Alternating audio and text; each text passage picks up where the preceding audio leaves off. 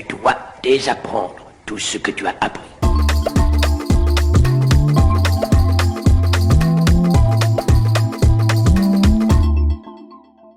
Bonjour les amis, ce qu'il y a de clair, c'est que plus le temps avance, plus le niveau photographique moyen des photographes en général baisse. Et en fait, c'est vrai depuis l'invention de la photographie. Les premiers photographes, je vous en ai parlé déjà dans d'autres vidéos, les gens qui réalisaient des daguerréotypes ou des cyanotypes ou tous les autres types de fabrication d'images anciens étaient d'excellents chimistes, des gens de très haut niveau scientifique. Plus le temps a passé, eh bien après, au fur et à mesure, avec l'arrivée des premières pellicules, la photographie est devenue plus simple, puisque le photographe n'était plus obligé de préparer lui-même ses plaques de verre en plaçant dessus du bitume ou des sels d'argent. Et au fur et à mesure des années, des tas de savoirs anciens disparaissent. Le dernier niveau, en fait, c'est l'arrivée des appareils photo modernes, les hybrides, etc., où en tournant la molette de vitesse d'ouverture de sensibilité, en fait, vous voyez une image qui apparaît et vous croyez que c'est cette image-là que vous photographiez, alors que, ça je vous l'ai déjà expliqué dans ma précédente vidéo, toute la photographie, elle se passe dans votre tête, en réalité, dans la réflexion que vous avez des rapports de proportion entre les lumières, entre l'éclairage, entre le mode de mesure et surtout ce que vous voulez en faire.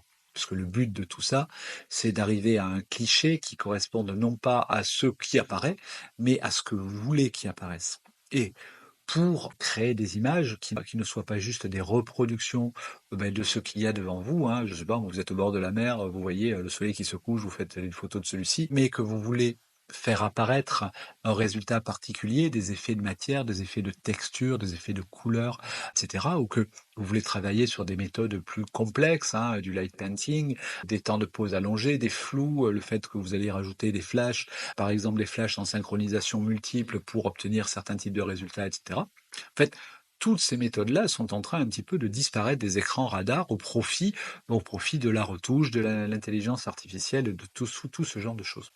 Et je me rends compte parce qu'au fur et à mesure de mes discussions avec les uns et les autres sur des questions qui, moi, me semblaient élémentaires. Moi, j'ai appris la photo il y a 25 ans, donc à l'époque, c'était en argentique, donc moi, j'étais pas une très bonne élève, ni une très grande technicienne, hein, mais par la force des choses, eh bien, le niveau baissant, il se trouve que je suis moins mauvaise que les autres.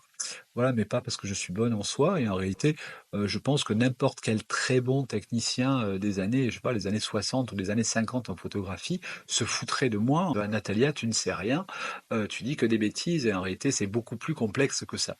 Et donc, le niveau est en train de baisser et c'est inquiétant parce que lorsque je circule sur, je sais pas, par exemple sur Instagram ou ce genre de choses, j'ai l'impression de plus en plus que toutes les photos se ressemblent. La plupart des photos se ressemblent et elles commencent à ressembler à un standard d'image qui correspond à ce qu'attendent les gens. Sauf que la photographie en tant qu'art est une recherche personnelle de texture, de matière, de couleur, de nuances qui correspondent à une singularité, c'est-à-dire au fait que, en tant que personne, on a quelque chose à dire au monde, quelque chose à montrer, quelque chose à raconter, quelque chose à partager. Et ce partage, ça ne peut pas être en cherchant le consensus. Le consensus, c'est quoi? C'est chercher à plaire au plus grand nombre, donc faire de la photo convenue, de la photo dont on sait que elle va plaire. Sauf que si on fait les choses pour plaire, eh bien on se nie soi-même, hein, puisque par essence, la personne qu'on est, dans sa singularité, elle va avoir des aspérités et des choses qui vont faire qu'elle ne va pas plaire à tout le monde. Et le fait de vouloir plaire à tout le monde est la pire erreur, je crois, qu'on puisse faire dans notre vie terrestre. Et surtout, moi, je reviens à des choses très simples, c'est que il y a parmi mes élèves qui est des gens qui ont envie de progresser vraiment et donc d'apprendre vraiment. Et souvent, je leur donne des livres à lire et c'est souvent des livres que moi j'ai pu lire dans les années 80-90. Donc des livres qui ont été écrits par des photographes argentiques, notamment il y a de la photo de Chance et Jean Loussieff, qui est une somme parfaite de tout ce qu'il faut savoir lorsqu'on commence la photographie, la chimie, à la mesure de la lumière, le cadrage, et ce genre de choses. Eh bien, je me rends compte que plus le temps passe, plus personne ne sait lire ces livres, parce que les notions qui sont expliquées dedans deviennent tellement loin de ce que vous connaissez, vous, avec vos appareils photo modernes, que vous ne comprenez pas des notions qui paraissaient élémentaires à des photographes débutants d'il y a 50 ans, par exemple. Alors vous allez vous dire: «Oui, mais bon, c'est bon, les trucs du Moyen Âge, on s'en bat les steaks, quoi, hein». Alors vous auriez raison, si la photographie était une pure technique. Effectivement, la photographie, c'est pas une technique, c'est aussi un art et par conséquent, des voies qui ont été exploitées, explorées ou découvertes par, d'autres artistes peuvent nous servir à nous aujourd'hui et donc par conséquent, on peut parler de tous les procédés anciens, hein. Qui parmi vous a déjà entendu parler de cyanotype par exemple, ou de d'autochrome, ou de colotype, ou de procédé diaversal par exemple. Chacune de ces images a son originalité, son intérêt, son style, son goût, sa saveur, et que ce sont des saveurs qu'on ne retrouve plus dans la photographie actuelle et qui pourtant, par certains aspects, pourraient être utilisées, remises au goût du jour, transformées, revues, revisitées par des photographes actuels. On pourrait parler de photos avec un virage ou des méthodes de création avec au collodion humide ou les anthrotypes. Il y a 1 million de méthodes qui ont été découvertes et qui ont été utilisées. Alors tout ça, évidemment, c'est de la photographie argentique. Alors, elle n'est pas toujours argentique, hein, d'ailleurs, hein, parce que on n'utilise pas toujours des sels d'argent. Alors vous savez, la photographie argentique, c'est lorsqu'on a décidé d'utiliser des sels d'argent, et donc on peut utiliser d'autres matériaux photosensibles. Et même si on en reste simplement en restant en numérique, on va dire bon, c'est bon, les méthodes anciennes, ça va. Même en utilisant des méthodes modernes, on peut utiliser des pratiques anciennes. Par exemple, vous vous rappelez, je vous ai fait une vidéo où je vous ai parlé de la photo spirit, vous savez, de l'époque où on photographiait les fantômes, enfin on prétendait photographier les fantômes. On a mis au point des procédés de light painting, par exemple. Eh bien, le light painting, c'est quelque chose qui date de 1850. Et pourtant, on peut l'utiliser de nos jours pour faire des photographies comme celles que je vous montre à l'écran.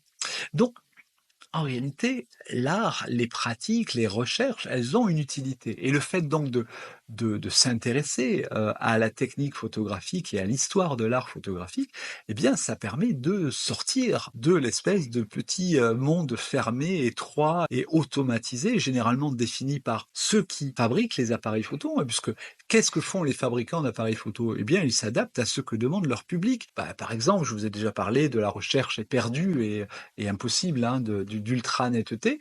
Eh bien, ce type de technologie rend difficile certaines approches artistiques, photographiques, mais surtout, elles enferment dans une conception qui est que, par exemple, c'est ce que je vous disais au sujet de la visée électronique des capteurs hybrides, hein, elle fait croire aux gens qu'il n'y a qu'un seul type de photo qui est celle que fait apparaître nativement avec tous les traitements et les traficotages du firmware de l'appareil photo et le fait que ça soit développé en courbe standard, bon ça je vous ramène à mes anciennes vidéos, toutes ces choses-là privent les jeunes photographes de l'ouverture à d'autres possibilités.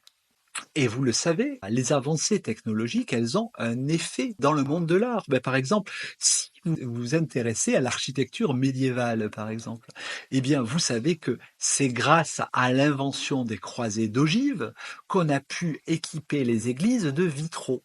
Et donc, l'art du vitrail n'a pu exister que parce qu'il existait une technologie qui permettait de faire des grandes ouvertures dans les églises.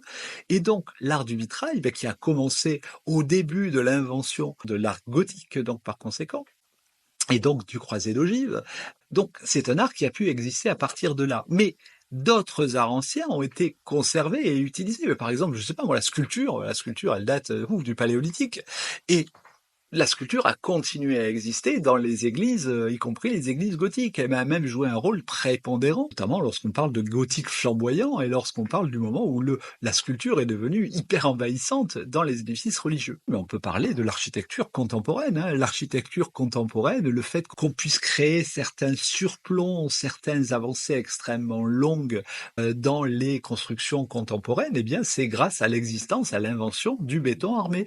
S'il n'y avait pas de béton armé, vous ne pourriez pas avoir des structures architecturales comme celle que je vous montre à l'écran. Alors celle que je vous montre à l'écran, je la photographie souvent parce que c'est un immeuble de Montpellier que j'aime beaucoup qui s'appelle l'Arbre Blanc. Eh bien l'Arbre Blanc, il est équipé de terrasses, de balcons qui débordent en avancée, dont certaines font plus de 10 mètres par exemple.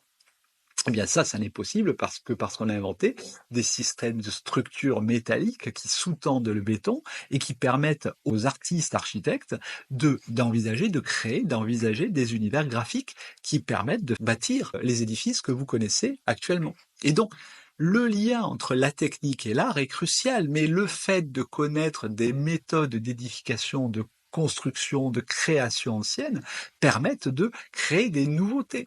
Et donc, c'est par l'enrichissement culturel que on peut utiliser des techniques modernes ou anciennes, et par le fait que on a une vision globale de l'histoire de l'art, de l'histoire de la technique, des anciennes techniques, etc., qu'on peut avancer et inventer. Moi, je sais que il y a des types de photos auxquels je n'aurais jamais pensé si, à un moment donné, je ne m'étais pas penché sur l'aspect technique des choses.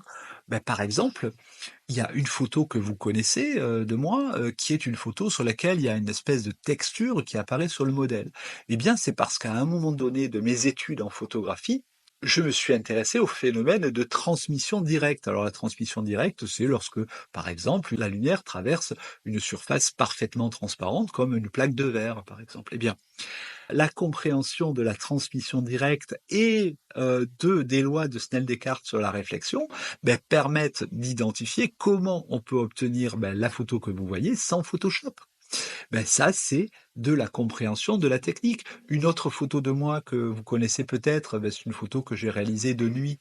Et mon challenge, c'était de faire apparaître sur la même photo la lueur des étoiles, la lueur des réverbères de la ville qui était située derrière mon modèle et d'éclairer avec un coup de flash le sujet que j'ai mis au premier plan. Eh bien, ça, pareil, c'est de la technique, c'est-à-dire de la mesure et de la stratégie pour faire apparaître sur la photo des différences de luminance différentes. Alors, c'est ce qu'on fait lorsqu'on utilise, par exemple, un filtre ND radial, par exemple. Eh bien, là, moi, j'ai fait un filtre ND radial avec un paquet de cigarettes, mais c'est de la technique. Si vous vous intéressez à mes photos où je fais voler des gens, alors toujours pareil, sans Photoshop, c'est de l'application des lois de l'optique et des habitudes sociologiques et culturelles de compréhension de ce qui est le haut et ce qui est le bas dans l'image. Ça aussi, c'est de la technique. Et donc, le fait de lutter contre l'appauvrissement généralisé de l'enseignement et de l'apprentissage de la photographie, ça permet de vous donner des idées, de vous donner des outils pour réussir à faire les photos que vous avez envie de faire. Et c'est justement ce que j'essaie de faire à travers mes vidéos, à travers mes livres, à travers mes vidéos de formation, pour vous aider à sortir de l'espèce de petit monde étroit, fermé de la photographie contemporaine. Camarades, rejoignez-moi dans cette lutte, informez vos amis que la mesure de la lumière est essentielle, que l'optimisation à plus 1,33 c'est la base de tout, qu'on ne peut avoir un vrai rendu photographique en courbe linéaire, que la courbe standard c'est du bullshit, que ce qu'on voit dans les visées électroniques des hybrides c'est de la merde. Aidez-moi à dire que l'art photographique c'est pas une pratique et que c'est 1 million de pratiques. Aidez-moi à ce que les gens connaissent l'histoire de l'art, de la photographie et de l'art en général, qu'ils comprennent que l'art ne se situe pas simplement dans la sphère artistique mais dans la sphère géopolitique. Camarades, merci de me rejoindre, merci de me soutenir, merci de vous abonner à cette chaîne. Bon, on se retrouve très vite pour une prochaine vidéo. En attendant, soyez heureux, créez des photos. Ciao.